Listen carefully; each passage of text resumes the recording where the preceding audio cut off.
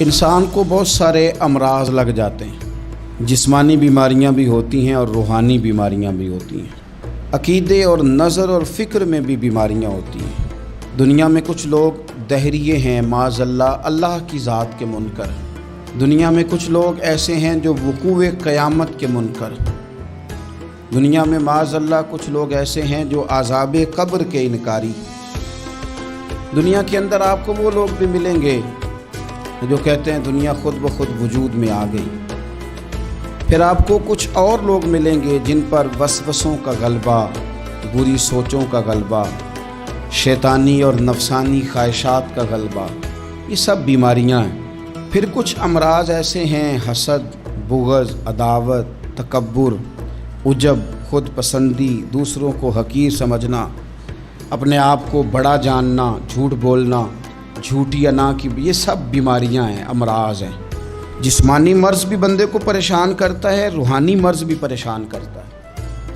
اگر آپ روحانی طور پر بیمار ہوں، آپ کے اندر حسد کی بیماری لگ جائے تو حسد کا سادہ ترجمہ کریں، پنجابی ترجمہ کریں، اپنی زبان میں ترجمہ کریں تو حسد کا معنی جلنا ہے۔ تو جس بندے کا اندر جل رہا ہو وہ سکون میں ہوتا ہے۔ اندر آگ لگی ہو حسد کی تو وہ بندہ قرار پائے گا۔ بہت بڑی بیماری ہے۔ لوگ کہتے ہیں پتہ نہیں مجھے کیا ہے، پتہ ہے آپ کو پر آپ توجہ نہیں کر رہے۔ تکبر ایک بیماری ہے۔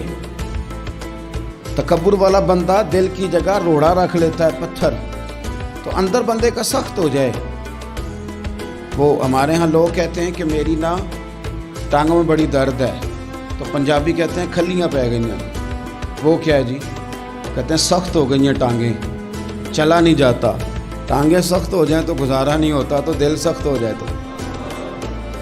اب میری بات کو سمجھیں، ہمارے اندر نا بیماریاں ہیں، ہم کڑتے رہتے ہیں، وہ جلتے رہتے ہیں، وہ تکبر میں آ جاتے ہیں، عداوت ہے، بغض ہے، کینہ ہے، ماننے کو تیار نہیں ہوتے۔ یعنی دنیا میں یہ سارے لوگ کہہ رہے ہیں کہ مجھ سے حسد ہو رہا ہے، یہ کوئی بھی نہیں کہہ رہا کہ میں کر رہا ہوں حسد۔ تو اگر سب سے ہو رہا ہے تو وہ بندہ کہاں ہے جو کر رہا ہے؟ سب کہتے ہیں کہ بڑا تکبر آ گیا جی لوگوں میں، تو وہ لوگ کدھر ہیں جی جو تکبر کر رہے ہیں؟ وہ بھی، اس کو بھی تو ماننا چاہیے نا میں کرتا ہوں۔ تو یہ ساری بیماریاں، جسمانی، بلڈ پریشر، شوگر اور ہیپاٹائٹس اور معاذ اللہ کینسر، اور یہ سب بیماریاں روحانی بھی جسمانی بھی، تو یا اللہ جائیں کدھر؟ فرمایا وَنُنَزِّلُ مِنَ الْقُرْآنِ مَا هُوَ شِفَاءٌ وَرَحْمَةٌ لِّلْمُؤْمِنِينَ۔ فرمایا میں نے جو تمہیں قرآن عطا فرمایا ہے نا، تو اس میں مومنوں کے لیے شفا بھی ہے اور رحمت بھی ہے۔ یہ تمہاری تمام بیماریوں کی شفا ہے، اس میں تمام بیماریوں کی۔ ہم مریض ہیں، ہماری کل شفا قرآن پاک کے ساتھ وابستہ۔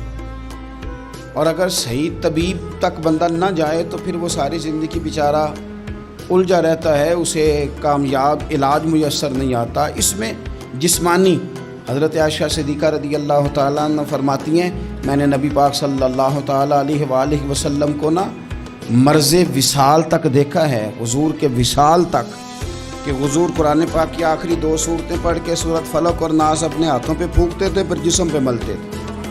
قرآن پاک میں شفا ہے۔ اب تو لوگوں نے دم درود کو نا اس کو بڑا ہلکا سا کام سمجھ لیا۔ ویسے بھی یہ عاملوں کے ہتھے چڑھ گیا، ملنگوں کے ہتھے چڑھ گیا، کاروبار بن گیا، تجارت بن گئی۔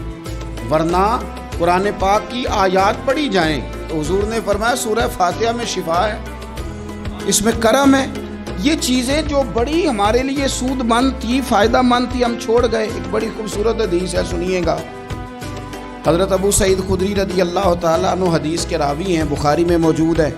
ارشاد فرماتے ہیں کہ ہم ایک سفر پہ تھے، واپس آ رہے تھے، ایک جگہ رات کو قیام کیا، سونا تھا، بستی تھی۔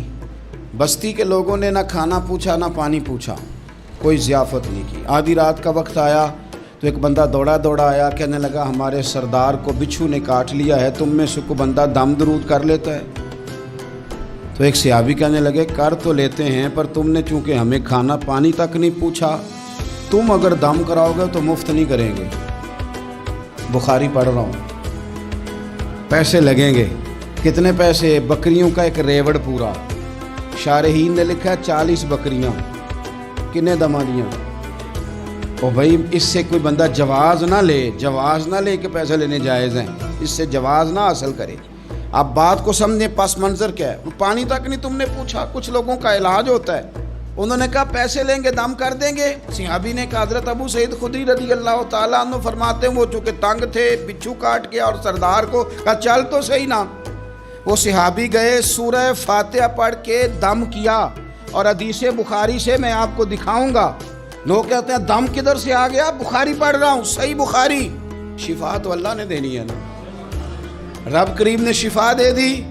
بکریاں لے لیں، آ گئے جہاں آرام کر رہے تھے اس جگہ، صحابہ میں اختلاف ہو گیا، کچھ کہنے لگے بکریاں لینی چاہیے تھی، کچھ کہنے لگے نہیں لینی چاہیے تھی۔ حضرت ابو سعید خدری رضی اللہ تعالیٰ عنہ فرماتے ہیں پھر ہم نے فیصلہ کیا چپ کر کے سو جاؤ، صبح حضور کی بارگاہ میں جائیں گے۔ اگر کریم نے کہا لینی چاہیے تھی پھر تو موج بن گئی، اور اگر کہا نہیں لینی چاہیے تھی تو بکریاں ہانک کے واپس کر دیں گے۔ مسئلہ کیا ہے؟ کہتے ہیں صبح گئے حضور کی بارگاہ میں، جا کے مسئلہ عرض کیا، یا رسول اللہ انہوں نے بھی پانی کوئی نہیں پوچھا تھا، ہم نے بھی کہا دم کریں گے تو پیسے لیں گے، تو ہم نے یہ بکریاں لی ہیں۔ شارحین لکھتے ہیں 40 تھی شاید، تو یا رسول اللہ اب کیا کریں؟ حضور مسکرانے لگے۔ جس کے گچھے سے لچھے جڑے نور کے، ان ستاروں کی نزہت پہ لاکھوں سلام، اور جس کی تسکین سے روتے ہوئے ہنس پڑیں، اس تبسم کی عادت پہ لاکھوں سلام، اور ان کی باتوں کی لذت پہ بے حد درود، ان کے خطبے کی ہیبت پہ لاکھوں سلام۔ حضور مسکرانے لگے اور مسکرا کے پوچھا اچھا پڑھا کیا تھا؟ یا رسول اللہ سورہ فاتحہ۔ فرمایا سکھائی کس نے تھی؟ کہا یا رسول اللہ آپ نے۔ فرمایا پھر آدھی بکریاں میری ہیں آدھی تمہاری ہیں، اور میرا حصہ نکالو نا بھائی۔ تو قرآن پاک میں شفا ہے، قرآن حکیم میں بڑے سے بڑا مجرم ہو، کافر ہو، فاسق ہو، ایک حدیث مشکات میں موجود ہے، اس کو آپ نے دل پہ لکھ لینا ہے چونکہ معاملہ دل کا ہے۔ نبی پاک صلی اللہ تعالیٰ علیہ وسلم نے فرمایا جس طرح بارش میں پڑے لوہے کو زنگ لگ جاتا ہے، اس طرح دل کو زنگ لگ جاتا ہے۔ تو کہتا ہے میں بور ہو رہا ہوں پتہ نہیں کیا ہے، اور زنگ لگ گیا دل کو۔ تو کہتا ہے جناب میں پتہ نہیں سارا کچھ ہے پر دل پریشان ہو، بھئی اس کو زنگ لگ گیا ہے۔ ہم کہتے ہیں یار پتہ نہیں کیا بات ہے، پریشانی ہو، بھئی دل کو زنگ لگ گیا ہے۔ کریم فرمانے لگے جس طرح بارش میں پڑے لوہے کو زنگ لگ جاتا ہے، اس طرح دلوں کو بھی زنگ لگ جاتا ہے۔ حضور دل کو زنگ لگ جائے تو کیا کریں؟ تو حضور فرمانے لگے ایک موت کو یاد کرو اور ایک قرآن پاک کی تلاوت کیا کرو، قرآن تمہیں زنگ سے شفا دے دے گا، اس کو پڑھو گے تو تمہیں لطف آئے گا۔ اور قرآن پاک کو نا جب بندہ پڑھتا ہے نا تو حضرت مولا علی شیر خدا نے فرمایا تھا قرآن پاک کبھی پرانا نہیں ہوگا، جب بھی پڑھو گے نیا مزہ ہی آئے گا، نیا سرور ہی آئے گا، نئی کیف۔ بڑے بڑے کٹر کافر قرآن پاک سنتے تھے نا۔ ایک دن عتبہ کہنے لگا ابو جہل سے اور دیگر لوگوں سے کہ بڑی ہو گئی لڑائی، بڑی ہو گئی بحث، اس طرح کرتا ہوں میں جا کے نہ تو محمد ابن عبداللہ صلی اللہ علیہ وسلم میں جا کے بات کرتا ہوں حضور سے۔ عتبہ آ گیا کہنے لگا میں مذاکرات کرتا ہوں، سب نے کہا چل تو سیانہ آدمی ہے، سمجھدار ہے، چلا جا۔ جا کے نہ تو وہی باتیں جو وہ ہمیشہ کرتے تھے، نبی کریم علیہ السلام سے کہنے لگا ہم سارے آپس میں ہیں، برادری ہے، قبیلہ ہے، ایک شہر ہے، پھر بھی لڑائیاں شروع ہو گئی ہیں، جو آپ کا کلمہ پڑھتے ہیں وہ الگ ہو گئے، جو ہمارے معاذ اللہ طریقے پہ ہیں وہ الگ ہیں، تو کوئی بات چیت نہ کر لیں بیٹھ کے۔ تو حضور نے فرمایا کرو نا۔ کہنے لگا اگر آپ سرداری چاہتے ہیں تو ہم دیتے ہیں، اور اگر آپ مال و دولت چاہتے ہیں تو معاذ اللہ ہم دیتے ہیں، جو آپ کہتے ہیں ہم کرتے ہیں، کسی طرح کا بھی آپ کا مطالبہ ہے تو ہم پورا کرنے کو تیار ہیں، تو آپ بتا دیں ہم وہ کر دیتے ہیں۔ وہ بڑی اس نے لمبی چوڑی تقریر کی، جتنی آفریں گنا سکتا تھا گنوائیں، کریم خاموش رہے۔ جب اس کی بات پوری ہو گئی تو حضور فرمانے لگے میں بھی کچھ بولوں؟ کہنے لگا بولیں۔ میرے نبی پاک نے قرآن پاک پڑھنا شروع کر دیا، چند آیتیں پڑھی، کھڑا تھا بیٹھ گیا، پھر اٹھ پڑا، کبھی ادھر جاتا ہے کبھی ادھر آتا ہے۔ حضور نے تلاوت ختم کی، کہا کوئی بات کرنی ہے؟ کہنے لگا نہیں مجھے اجازت دے دے۔ واپس گیا، جب گیا نا تو ابو جہل دور سے دیکھ کے کہنے لگا جو گیا تھا وہ تو عتبہ تھا، اور یہ جو آ رہا ہے یہ کوئی اور ہے، یہ کوئی اور ہے۔ یہ وہ نہیں ہے جو گیا تھا.